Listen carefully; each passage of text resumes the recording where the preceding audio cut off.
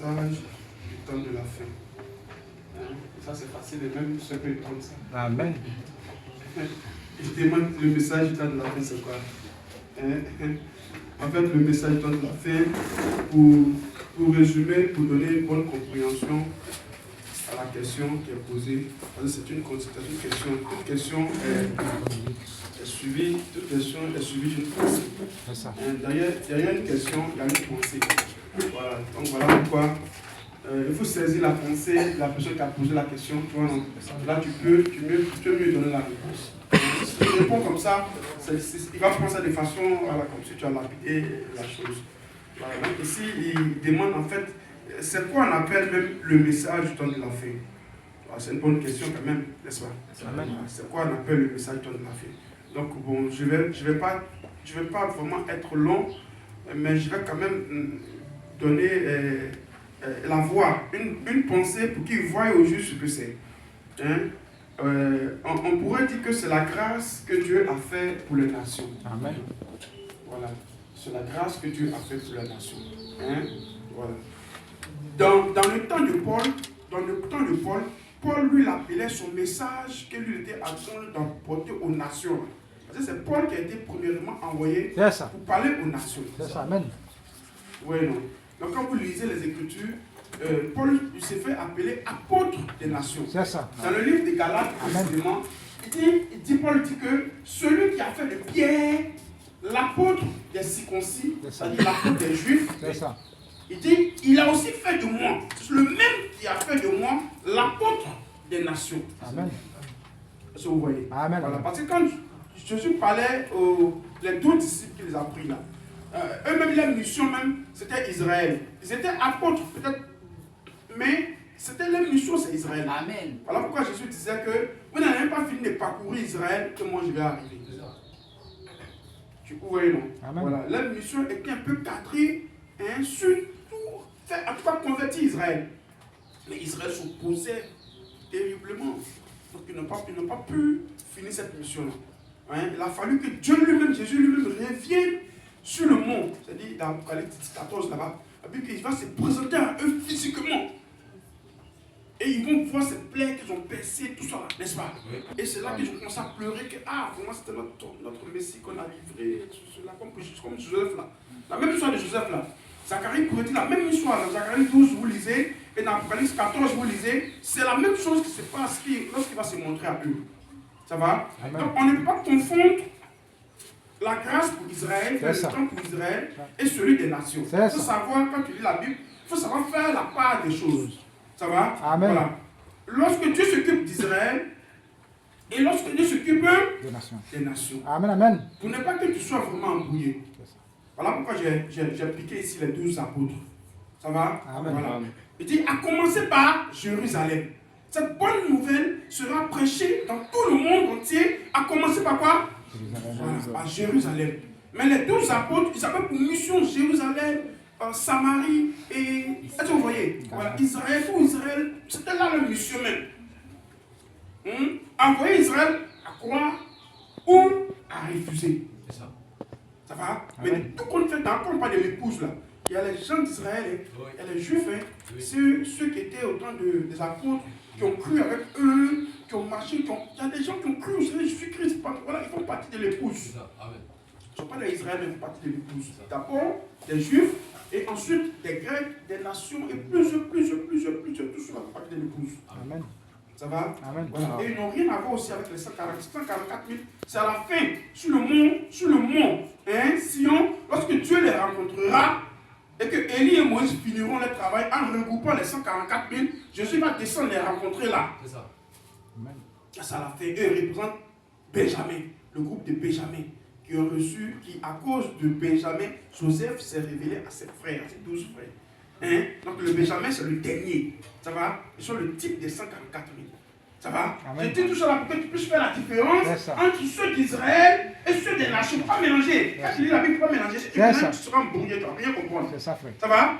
Mais spécifiquement, Paul, bien qu'il ait été pris du milieu d'Israël, il a une partie Israël, il a une partie juive de naissance. Il dit, moi je suis Benjamin, de la tribu de Benjamin. Ça va? Et puis quand les Romains ont commencé à le frapper, il y a un qui lui a posé la question, Fœtus, il lui a posé la question, tu es juif? Il dit oui, je suis romain. Il dit, le gars m'a dit, moi, la nationalité romaine, moi j'ai lu ça par, j'ai payé pour avoir ça. Et puis Paul lui dit, moi je ne suis pas naissance. Donc Paul, il a un côté juif, il a un côté aussi, alors qu'il parlait plusieurs langues, il connaissait les langues, il a prêché jusqu'en Espagne.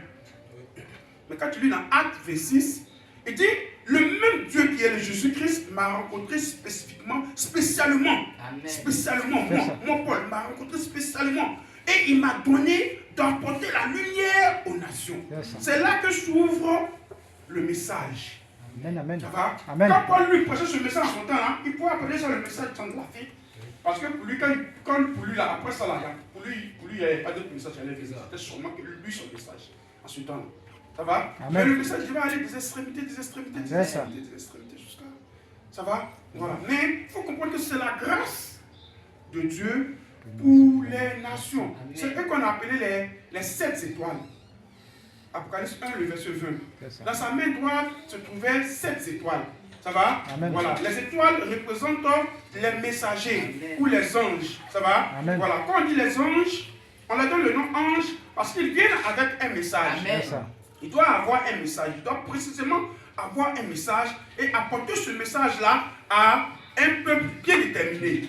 D'où Paul était le premier qui montrait que ce message va sur les nations. Or, quand Dieu ouvre la porte pour les nations, c'est au milieu des nations, selon Actes 15, que Dieu dit qu'il va choisir une épouse qui portera son nom. Amen. Actes 15. Ça va? Il dit, après cela, Jacques prit la parole et dit, Simon a été envoyé, fait un temps, mais Dieu a choisi les nations afin de prendre du milieu des nations une épouse qui portera son nom. Donc cette œuvre de l'épouse dont Dieu est en train de préparer au milieu des nations là, il commence avec Paul, si vous êtes avec moi. Amen, amen. Mais il finit ça, parce qu'il y a 7 étoiles. La première étoile vient avec un message. Deuxième étoile vient avec un message. Troisième, matin, il vient avec un message. Colombo, il vient avec un message. Luther avec un message. Wesley avec un message. Et le dernier, c'est lui que nous appelons Malachikat. Ça va? Amen. Son message là, c'est précisément son message là qu'on appelle ça le message du temps de la fin. Ça va? Amen. Parce que là, on arrive à la fin des étoiles. C'est ça. Ça vous voyez? Amen. Voilà. On commence avec la première étoile, on pourra appeler ça peut-être le matin ou bien le début, ça va? Mais quand on arrive à la 7e étoile, c'est la fin. C'est ça. Ça va? Amen. Voilà. C'est précisément le message du 7e là qu'on dit le message du temps de la fin. Pourquoi? Parce qu'il dit après le message, il dit après Élie, il dit vient le jour terrible et redoutable. Amen. Machika dit avant. Quand on dit avant, ça dit que terrible là va arriver. Mais avant que terrible et redoutable va arriver, avant lui, Amen. il dit que Élie est ici. Quand Élie passe net là, ce qui vient devant là, c'est terrible et redoutable qui vient. C'est le jugement qui vient. C'est pas ça? Ça vient avant. Ça vient avant, non? C'est ça. Ça. Avant quelque chose, c'est-à-dire que il vient et puis après, la chose vient. C'est ça. Voilà. Or, le jour terrible et redoutable, selon nous savons tous que c'est pas encore arrivé. C'est ça. La terre n'est pas encore arrivée à sa destruction, n'est-ce pas? C'est le temps de préparer les langues. Parce que le jour terrible et redoutable n'est pas loin. C'est ça. Et quand les sceaux sont ouverts et que nous comprenons bien, nous voyons que le jour terrible et redoutable, c'est le 6e sceau. Amen. Ça va? C'est le 6e sceau. Voilà. Est-ce que vous voyez? Amen. Donc c'est précisément le 7e qui vient avec le message du temps de la fin. Donc si on veut répondre à cette question-là, on dirait que c'est le message de Malachikat. Ça va? Voilà. Avant le jour terrible et redoutable, je vous enverrai Élie, le prophète. Il ramènera le cœur des enfants à leur père et le cœur des pères à leurs enfants. Il fait les deux, il unit la chose. C'est ça. Ça va? Voilà. Il termine, il envoie la foi là où Dieu veut. Ce message a été fait. Ça va? Amen. Donc on pourrait dire ça comme ça. Donc ici aujourd'hui, les chefs peuvent comprendre ce que c'est que le message de la fin. C'est ça. C'est une affaire d'étoile, c'est une affaire de la Bible. C'est toute la Bible. C'est toute la Bible. Alors lorsqu'on explique, on parle des 7 apparitions de Dieu à Abraham. Qui commence la première apparition, deuxième apparition. À la 7e apparition, Dieu lui-même assis sur Abraham. C'est ça. Il est 18.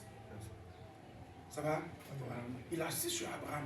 Là, il vient spécialement parce qu'il doit achever ce qu'il a parlé à Abraham depuis longtemps. Là. Il vient là dans cette pour achever cela. Je reviendrai à cette même époque et Sarah, ta femme, aura un fils. Ça c'est précis. Et c'est lui-même qui le dit. Ça va? Et il régénère en même temps le corps. De 100 ans, il est fait dégringoler, descendre jusqu'à 18 ans, 19 ans, de 20 ans, en vue de pouvoir avoir cet enfant. Ça va? Amen. Voilà. C'est tous ces types-là qu'on voit. Quoi. C'est tous ces types-là qu'on retrouve dans la Bible et qui nous situent vraiment avec le message. Ça va? Voilà. On retrouve aussi avec Enoch, qui est le 7e et qui, dans sa place de 7e, a reçu un si grand message qu'il marcha avec Dieu et fut enlevé. Ça va? Amen. Voilà. C'est tout ça là qu'il faut revoir. Il faut dedans. Avec Élie. Élie, lui, il est celui qui vient avec le rétablissement de toutes choses. Dans sa fonction de prophète, lui, il a le message de rétablissement. Quand tout est gâté, lui, il vient. Voilà pourquoi il a tué les 800 prophètes de Baal, 850, il les a tués tous. Il les a défiés, il venait avec sa voix aujourd'hui entre l'Éternel et Baal, qui est le Dieu qu'on a adoré. N'est-ce pas? Et quand il vient, vous lisez Genèse 1 roi 18, il dit Élie rétablit le trône. Et l'Éternel, donc il a commencé ce que Moïse avait fait en bâtissant le trône. Maintenant, il a fait la même chose. Lui-même, il a versé l'eau dessus, versé l'eau, mouillé même. Quand il coule à mouiller, là, elle ne se fait pas allumer. Ça ne fait pas allumer, non. Ça peut montrer que ça vient de Dieu. Voilà. Donc il vient avec ce grand message qui rétablit tout. Or, ce grand message qui rétablit et qui positionne le véritable, c'est Dieu qui le fait. C'est ça. Il le fait avec Malachie 4. Quand tout est embrouillé dans la dénomination, on ne sait pas si femme doit prêcher, une femme ne doit pas prêcher, on ne sait pas si le baptême c'est au nom du Père, du Fils et de l'Esprit, ou au nom de Seigneur Jésus, ou au nom de Seigneur Jésus-Christ. Quand tout est confus là, il faut Élie. C'est ça. Ça va? Amen. C'est Élie qui vient avec le message qui clarifie, qui positionne, qui nous dit au juste ce qu'il faut. Mais souvent son message n'est pas aimé parce qu'il a un message très difficile et que les gens n'aiment pas. Ce même message de Jean-Baptiste, Élie lui-même là, ils l'ont poursuivi, il a fui. Isabelle la grande, tu as tué mes prophètes. Si il t'attrape, il te tue. Allez, cherche-le, lui, il a attrapé le tuer. Il lui a dû marcher dans le désert, il a fui. N'est-ce pas? Après cela qu'il est allé jusqu'à la veille de Sarapta, qui va là-bas. Oui. Donc son message n'est jamais accepté, son message n'est jamais aimé, son message est un message toujours difficile. Alors vous attrapez Jean-Baptiste, non, comment ça t'être rapidement? Pas de parti. Voilà, c'est un message difficile, mais c'est un message difficile et définitif. Amen. Amen. Donc ça va, donc le message du temps de la fin, c'est bon? C'est bon? C'est bon, vous avez saisi quelque chose? Hein? C'est ça. Okay. Dieu dit à Caïn, si quelqu'un tuait Caïn, Caïn sera vengé même 7 fois. Oui. Et puis quoi? Je veux savoir qui était celui qui allait tuer Caïn, puisque Dieu avait dit qu'il n'y avait personne sur la terre. Non, en fait, c'est pas ça. Il faut comprendre. Caïn, lui, il est de cet esprit-là qui a manifesté pour la première fois sur terre la haine, la jalousie, le mépris, même la tuerie. Vous voyez, voilà. Caïn, c'est la première personne sur terre qui a manifesté cela. Ça va? Et tous ces attributs-là étaient pratiquement les attributs de Satan. C'est ça. Ça va? La haine, la jalousie, le mépris de son frère. Voilà.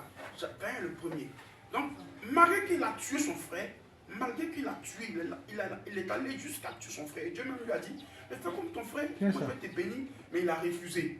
Ça va? Parce qu'il était très orgueilleux, très hautain, il avait les caractéristiques de Satan. C'est ça. Ça va? Donc il a tué son frère. Mais malgré qu'il est allé jusqu'à tuer son frère, mais Dieu n'a pas fait justice en le tuant. Si vous comprenez. C'est ça. Voilà. Dieu n'a pas fait justice comme tu as tué le petit, moi aussi je te tue. Non. Dieu lui a même donné de la vie, a permis qu'il vive. Oui. Ça va? Amen. Voilà. C'est comparé à ce proverbe de Jésus où Jésus dit que malgré que le méchant est venu s'aimer, moi j'ai sémé ma sémence, ma bonne sémence. C'est ça. Mais malgré que le méchant est venu s'aimer sa mauvaise sémence, mais Jésus dit, les gens lui ont dit, veux-tu qu'on aille les arracher? Veux-tu qu'on aille les couper et qu'on puisse... Voilà, c'est une mauvaise sémence. Si tu nous donnes l'ordre, on va partir. On va enlever les mauvaises sémences, on va les jeter. Non, laisse-les pointes. Ça va? Donc, Marek, il sait que c'est le mauvais, mais il ne sait pas lever pour non, je veux le taper, il veut que je le tue. Non. Mais il a même mis un signe sur lui pour qu'on puisse le reconnaître partout où qu'il soit. Et que personne ne même le tue. Et qu'on le laisse vivre jusqu'à ce que que lui-même se rend compte de son mal, tu vois, et qu'il meurt. Amen. Ça va? Amen. Donc ce signe-là a été mis comme sur une marque. Ça va? Comme une marque, qu'on appelait ça peut-être la marque, c'est devenu plutôt la marque de la bête après. Ça va? Sur Caïn. Ça va? Donc même ces enfants même qui font là, ils savent que les papas là, c'est un maudit même. Mais ils ne le touchent pas. Et si tu tues Caïn, Caïn sera vengé plusieurs fois. Donc à quoi ça bon de tuer celui qui sera vengé? Tu le tues et puis ça prend les gens avec l'histoire. Non, tu le laisses. Ça va? Donc elle a fait des enfants, beaucoup d'enfants. C'est eux qui ont commencé à faire des enfants. C'est pas quelqu'un qui a commencé à faire. C'est eux. Quand tu lis la Bible, que Caïn a commencé à faire beaucoup d'enfants. Il a fait des enfants, des généalogies. La généalogie de Caïn, Caïn a fait une ville. Et ses enfants ont parti des villes. Et des villes. Jusqu'à un qui s'est levé un matin, il dit Caïn sera vengé 7 fois. Mais moi je vous dis, moi l'évêque, je vous dis une femme écoutez-moi bien. L'homme qui me tue là, il sera vengé 7 fois, il a multiplié ça grave. Pour dire que lui-même là, il est grave que Caïn. Ça va? Voilà, non, c'est pas pour dire qu'il y avait des gens là-bas où on va partir qui vont le tuer. Non. Mais c'est pour montrer que Dieu, malgré son meurtre, Dieu le laisse vivre. C'est ça. Malgré son meurtre, Dieu lui permet quand même qu'il vive. C'est celui-là. C'est bon? C'est bon? Amen. Ça peut aller? Voilà. Amen. Dernière question. Peut-il avoir des contradictions de la Bible? Non, ça n'existe pas. Demande s'il peut avoir des contradictions de la Bible. Non, ça n'existe pas. Ça n'existe pas. Non. Ça là, moi j'ai fait des débat ça là. Il n'y avait plus un panel pour 6 personnes, c'est pas ça? Voilà. Ils étaient 5 musulmans. 5 musulmans. Ils étaient le seul chrétien.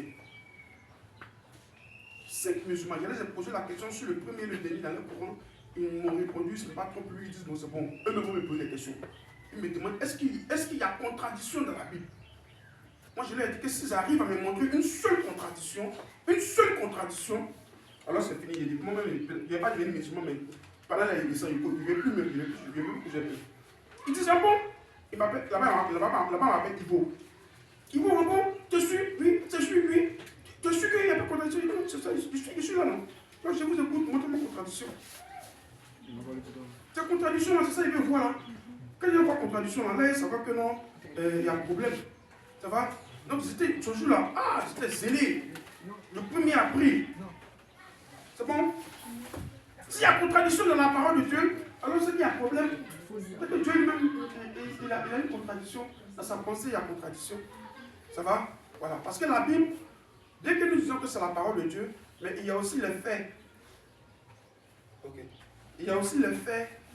Hein? Il y a aussi les faits et les actes des hommes qui sont relatés dedans. Ça va? Il y a le ainsi dit le Seigneur, n'est-ce pas? Voilà. Qui est la parole de Dieu. Et il y a le message de Dieu qui est le ainsi dit le Seigneur, envoyé par les prophètes. Mais il y a aussi les actions des hommes qui sont relatées.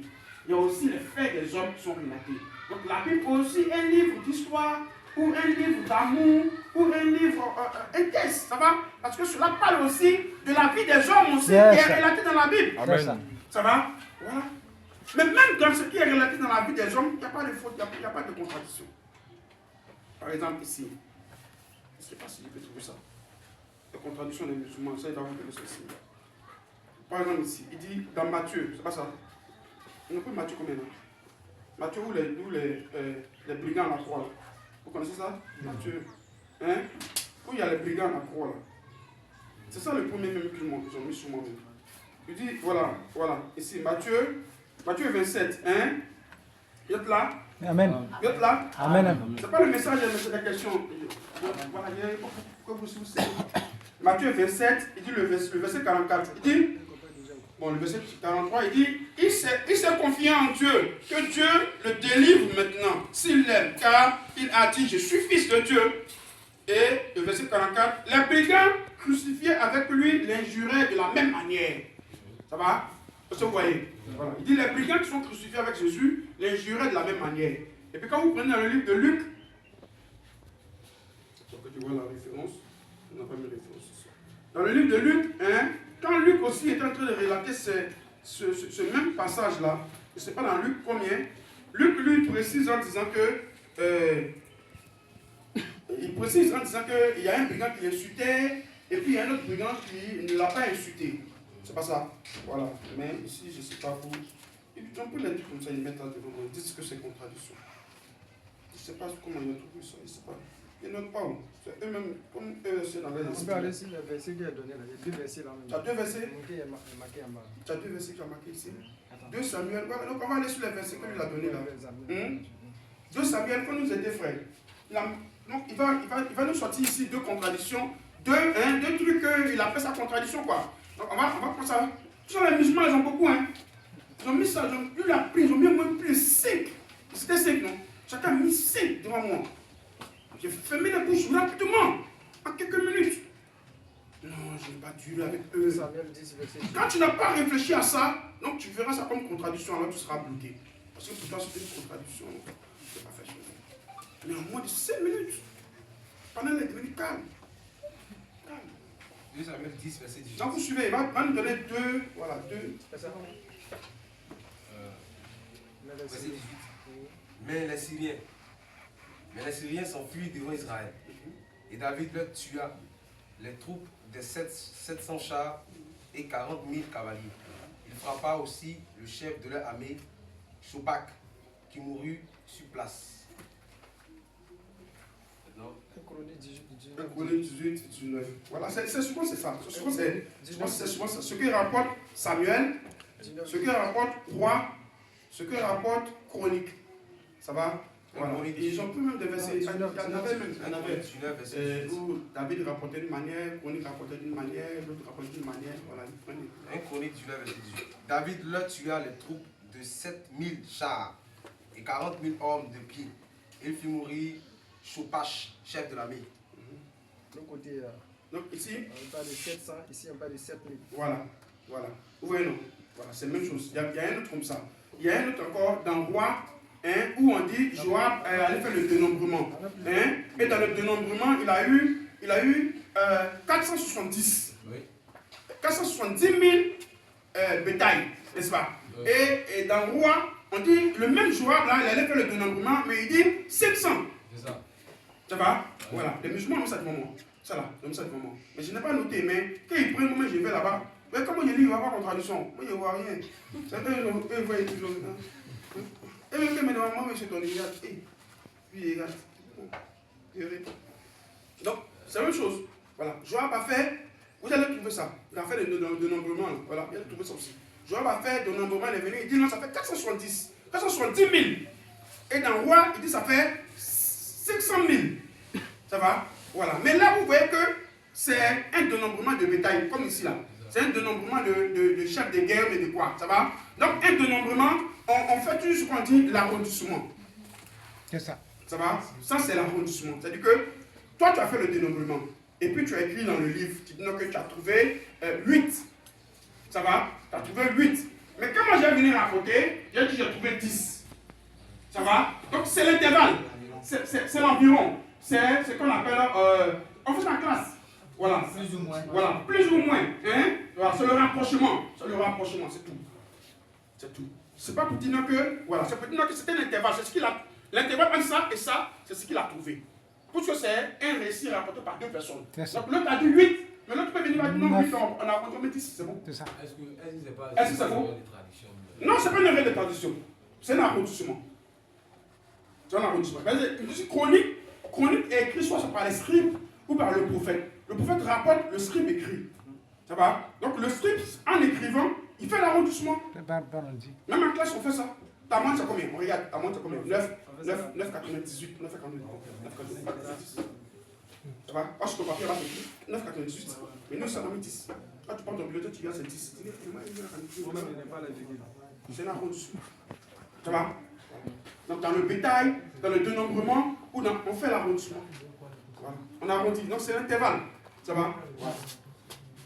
C'est bon? C'est ça. C'est l'arrondissement. Donc c'est pas pour dire que non, ils se sont trompés, il a mis un nom ici, et puis le même nom n'a pas été retrouvé. Non. Dans tout un nombre, on arrondit, on estime, on fait des estimations, on fait des arrondissements. C'est voilà. ça. Donc il n'y a pas d'erreur. Amen. Amen. Ça va? Amen. Oui. Vous prenez ce mot aussi bon. C'est-à-dire, partant de la même perspective, il y a eu ça comme ça des lépreux. quand Luc, bon ça c'est Luc quelque part, quand Luc a fait l'histoire, il avait dit lépreux. Et Matthieu lui voit 2 lépreux, il dit que de la même période, ouais, non, il a dit, ils sont venus à Jésus-Christ pour faire la grâce. Et Jésus a dit, allez monter au sacrificateur. Et en route, Luc dit, il y a 10 qui ont été guéris. Et c'est un seul qui est venu au Seigneur. Et Matthieu lui dit qu'il y a 2 qui sont venus à Jésus-Christ. Et quand il partait, il y a un seul qui a été guéri. Et les 2 étaient guéris, mais il y a un qui est venu au Seigneur. Ouais. Donc ça dépend, on appelle la dimension. Puisque Dieu a 4 esprits, l'onction de l'aigle, le veau et tout ça. Donc la dimension où Matthieu était, peut-être que, ouais, non, les 4 faces de l'esprit de Dieu. Dieu a 4 faces. Non, mais si la même. Ouais, non. Donc, si tu es en train de faire un débat avec quelqu'un et que tu lui montres, lui veut parler des 4 êtres vivants. Lui ne va pas comprendre. Tu vois, non? Voilà. Il veut parler des 4 êtres vivants qui siègent autour du trône de Dieu. C'est ça. L'esprit du lion, l'esprit du veau, l'esprit de l'homme et puis l'esprit de l'aigle. Ce sont ces 4-là qui font les 4 trônes cardinaux et qui siègent aussi autour du trône de Dieu. Tu vois, donc c'est ce qu'il est en train de lui prendre pour expliquer. Ça va? Mais ça là, cette même leçon-là se répète dans le livre de Jean. Matthieu et Jean. Ça va? Où Jean dit que le jour que Jésus est ressuscité là, il dit que c'est Marie de Magdala seulement. Ça va, comme vous lisez là. C'est bien. Il dit que c'est Marie de Magdala qui est allée voir la résurrection de Jésus-Christ et puis qui est allée informer les apôtres. Ça va? Mais il y a un qui dit non, que Marie de Magdala est partie avec une autre sœur. Ça va? Voilà. Hein? Voilà. Il dit que Marie de Magdala est partie avec une autre sœur. Et ils ont constaté les faits. C'est pour ça que moi j'aime les débats avec les musulmans, pourquoi on a dit comme ça. Voilà, là je vois, quand tu vois comment les gens réfléchissent, comment les gens pensent, là tu n'es pas troublé. Tu vois? Il dit qu'il est parti avec une autre soeur. Et que soit avec une autre soeur, c'est lui et puis la soeur là, elle et puis les 2 soeurs là sont partis rapporter. Ça va? Mais c'était un récit. C'est un récit, c'est un fait. C'est quelque chose qui s'est passé. Ça va? Celui qui raconte peut baser le fait sur une seule personne. C'est ça. Ça va? Voilà. Ça veut dire que lui et moi, nous sommes allés au marché. Ça va? Et on a fait quelque chose. Bien qu'on a fait la chose, toi tu es en train de rencontrer, toi tu vois maintenant tu es en train de rencontrer aux gens, tu peux dire que Jean-Yves, quand il est allé au marché là, il est revenu là, il dit il a vu un bon team là-bas, c'était joli hein. Oh, Jean-Yves est parti avec moi. Mais comme tu as basé l'histoire sur Jean-Yves, c'est pour Jean-Yves là sur là que tu as parlé. Ça va? Mais après l'autre fois, il dit, mais tu dis que c'est Jean-Yves qui a vu une là. Mais l'autre aussi m'a dit que lui a vu une là. En fait, c'était les 2 qui sont partis. C'est ça. C'est un fait. Ça va? Voilà, ça dépend de la manière dont tu relates le fait. C'est Tu ça. peux relater le fait en prenant les 2 personnes, relater le fait, ou bien tu peux relater le fait en prenant une seule personne, relatant le fait. C'est ça. Ça ne veut pas dire que je sois parti à 2, ça ne veut rien dire. Ça va? C'est un fait. C'est un fait. Mais quand eux voient ça comme ça, eux voient ça en contradiction grave. Ils n'auront aucune révélation. Ça va? Il y en a plein. Il y a un même il y a aussi Actes. 1 Samuel 13, voilà, il y a Actes là, même ça devant moi. La lumière aussi. Voilà, où il y a Actes là, où Luc dit que il y a un qui a vu, eux tous ont vu la lumière, et l'autre dit non, que non, Paul dit que non. Ça, c'est non, mais Luc a rencontré, parce que c'est ce que Luc a dit, parce que c'est ce que Paul a dit. Chacun a rencontré un certain fait. Mais celui qui est présent, il donne plus de détails à la chose qu'il a vécue. C'est ça. Parce que lui, il en a vécu. Ça va? L'autre, lui, il a reçu et il a dit. Ça va? Mais l'autre, lui, il a vécu ça.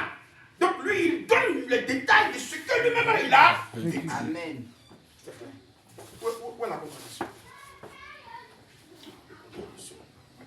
La même histoire que frère Branham nous raconte là. Et tu vas demander à un autre frère qui est parti avec lui, est-ce qu'il va raconter la même manière, frère Branham? Est-ce qu'il va raconter la même manière? C'est pas la même chose. Nous, on peut aller au champ, ou bien on peut aller au marché. Mais est-ce que ça veut dire que nous devons raconter ça de la même manière? Non. C'est pas la même manière. Parce que ce que ça fait les brigands. Et l'autre dit non, que les brigands l'injuraient. Et l'autre, lui, dit non, que les brigands là, il y a un qui l'injurait et il y a l'autre qui ne l'injurait pas. Si quelqu'un quitte au goudron, eh bien, au carrefour aussi, ils ont attrapé un voleur, ça te frappe le voleur. Il y a le premier vient, tu lui demandes qu'est-ce qui se passe là-bas? On va dire, ah, ils ont attrapé un voleur là-bas, ils ont frappé le voleur. C'est ce qu'il va dire. C'est ce que lui, il a vu, c'est la manière dont lui peut rencontrer qu'il a rencontré. Ils ont attrapé un voleur, ils ont le frapper, on sa route, ça va. Le deuxième va venir, tu lui demandes, il y a quoi là-bas? Ah, ils ont attrapé un voleur, ils ont frappé le voleur, mais il y a les femmes là qui sont bloquées sur sa tête. n'a pas dit la vérité? Dieu n'a pas dit la vérité? Est-ce que le Dieu n'a pas dit la vérité? Il a dit la vérité, mais il y a un qui a donné plus de détails en disant que, parce que l'autre n'a pas donné les détails. Il a parlé comme ça, il est parti. Ça va? Il ne faut pas dire qu'il y a des erreurs. Il ne faut pas qu'il y a des erreurs. C'est bon? C'est bon. Quand tu viens souvent dans ta maison, un enfant prend la parole, dit hey, papa, tu n'étais pas là. L'argent était ici. Lui, il a pris l'argent. L'autre a dit hey, l'argent était ici. Mais l'autre a dit ce sont des faits. Ce sont des faits. Ça va? Ce sont des faits. Donc chacun raconte. Mais il faut savoir faire la précision de la chose. Voilà. Alors qu'à Dieu, souvent même quand c'est même rapporté, quand c'est mal rapporté même, Dieu revient. Il fait en sorte que l'autre vient pour clarifier. Un prophète vient pour clarifier. Ça va? Même quand c'est mal rapporté, il fait toujours ce que l'autre vient. Voilà. Après, quand Frère Branham vient et qu'il prend la Bible, il y a des choses que Frère Branham lui-même, il donne dans la Bible même que ceux qui étaient là-bas n'ont pas dit. N'ont pas dit. Par exemple, quand tu lis Hébreu 1, il dit Dieu a parlé, Hébreu 1, il dit Dieu a parlé dans les prophètes. Quand Frère Branham vient et il lui prend ça, c'est la même chose. C'est pas la même manière dont il répond. C'est pas la même chose. C'est pas la même manière. Mais pourtant, quand tu regardes, tu as dit non, que non, attention. Ce sont des faits. Donc, sachez faire la différence. Voilà. Ce qu'on appelle contradiction. Ce qu'on appelle contradiction. Par exemple, le Coran dit, Dieu prend étoile. Dieu a pris des étoiles pour lapider Satan. Bon, ça là. Toi-même, tu dis que tu es imam, même ça là, on met devant toi là. Bon, tu vas expliquer ça là comment on peut prendre l'étoile pour lapider. Bon, voilà. C'est ça, on dit un problème. Hein? C'est ça, on dit un problème. C'est ça, moi, je mets devant eux, hein? Quand c'est bizarre, calmez-vous, bien fini. En fait, même pour eux là, on prend ça pour lapider Satan. Comment? Ça, c'est des fables. C'est des fables. Bon, tu dis non que un enfant qui vient de naître aujourd'hui, on l'a pris, on l'a mis dans le berceau, et puis l'enfant parle. C'est magicien. L'enfant, il parle au berceau. C'est Kirikou. L'enfant là, il est né aujourd'hui. Et puis aujourd'hui là, on peut te demander où tu as eu l'enfant là. Et puis l'enfant là même quand ça parlait. Bébé là, hein, c'est même pas connu un jour. Parle. Bon, ça là, tu vas nous expliquer ça comment. Et puis ça rapporte. C'est ça, mais d'accord. Ou bien on prend un autre verset, il dit non que c'est Gabriel qui est venu annoncer que Jésus va naître. On prend un autre encore, il dit non que c'est des anges qui sont venus annoncer que... Bon, on comprend, c'est... On est abri, confusion totale. Vous nous expliquez là. Sinon ça va te faire. C'est ça, c'est quoi où? C'est-à-dire que toi tu peux expliquer ça. Comment bébé... Bon, il y a quoi de bébé qu'on parlait depuis que le monde est monté? C'est lui seulement, lui il l'appelle comment? C'est ça, on ne comprend. Que Dieu bénisse. Amen. Dieu bénisse, je crois que c'est bon. Donc les soeurs, vous voyez non? Voilà, vous voyez, parce que l'évangile est rapporté, Dieu confirme sa parole. Ça va? Alors la Bible dit que toute déclaration soit basée sur 2 ou 3 témoins. Ça va? Donc Dieu, voilà, déposition de 2 mais 3 témoins. Donc dans les Écritures, Dieu ne laisse pas qu'un seul prophète rapporte. Ça va? Même quand il va finir de rapporter, il y a toujours un autre prophète qui viendra avec la révélation pour confirmer. Ça va? Soit pour redresser certaines choses que lui il a manqué de rapporter, soit pour apporter plusieurs précisions sur ce qu'il a rapporté. C'est comme ça que Dieu fait. Ça va? Donc dans la Bible, il n'y a pas que seulement qu'un seul prophète, il y en a plusieurs qui sont venus, chacun apportant un message. Et le message, c'est toujours coordonné. C'est toujours un complément de ce que l'autre a apporté. L'autre vient pour compléter, pour appuyer ou bien pour... Voilà. Est-ce que vous voyez? C'est ça. Voilà, c'est comme ça la Bible. Comme il y a un là où dit non que... je sors de me rappeler, hein, il y a un dernier là où dit non que Satan incita David à faire le dénombrement. Vous avez déjà vu ça? Il dit Satan incita David à faire le dénombrement. Et quand il va dans Chronique, il dit c'est Dieu qui incita David à faire le dénombrement. Ça va? C'est la même chose, hein? L'autre il dit c'est Satan. Je dis même, c'est écrit Satan incita David à faire le dénombrement. Et quand tu prends l'autre, il dit non, Dieu incita David à faire le dénombrement. Il peut mettre ça devant toi, dire c'est gâté. C'est Dieu, mais c'est Satan. Il faut parler. Donc, tu dis là, quand tu dis c'est écrit, hein? C'est écrit Dieu. Et puis l'autre côté, expliquer ça. C'est là. Ça va? Mais ici, là, 1 roi 22 explique cela.